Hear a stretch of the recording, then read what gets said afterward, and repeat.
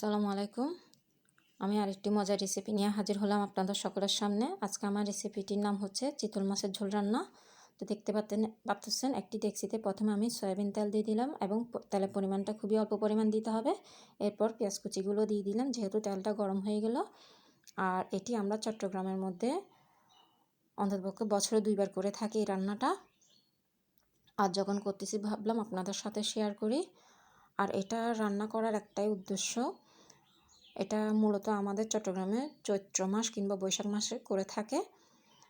আর যখন ঘরে কেউ অসুস্থ বলতে হাম হয়ে থাকে তাদের জন্য করা হয়। তো আল্লাহর রহমতে কিন্তু এগুলো কিছু হয়নি, যদিও তারপরে আমি মাছটা যেহেতু পাওয়া গেল তাই ভাবলাম রান্না করি এবং আপনাদের সাথেও শেয়ার করে। দেখতে পাচ্ছেন এরই মাঝে কিন্তু আমি পানি দিয়ে দিচ্ছি, যেহেতু মাছটা ঝোল রান্না করা হবে তাই পানির পরিমাণটা একটু বেশি দিতে হবে। আর মাছটা যেহেতু প্রচুর পরিমাণে কাটা থাকে তাই বাচ্চারা কিন্তু মাছটা খাবে না। আর এখানে শুধুমাত্র আমি 2টা মাছ রান্না করব। দেখতে পাচ্ছেন আমি মাছগুলো মাছ বলে ফেলছি ভুলে, ক্ষমা দৃষ্টিতে দেখবেন। কাঁচামরিচগুলো ভেঙে দিয়ে দিচ্ছি, আর এই ঝালটা কিন্তু এই কাঁচামরিচ থেকেই বের হবে। স্বাদ মতো লবণটাও দিয়ে দিলাম। আর যেহেতু বাচ্চারা খাবে তাই মাছ খেতে না পারলেও অন্ততপক্ষে ঝোলটা খেতে পারবে, যেটা ওদের শরীরের জন্য খুবই প্রয়োজন।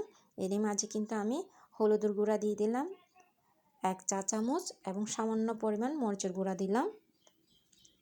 খুবই লোভনীয় একটি খাবার, বিশেষ করে গরম ভাতের সাথে খেতে খুবই ভালো লাগে।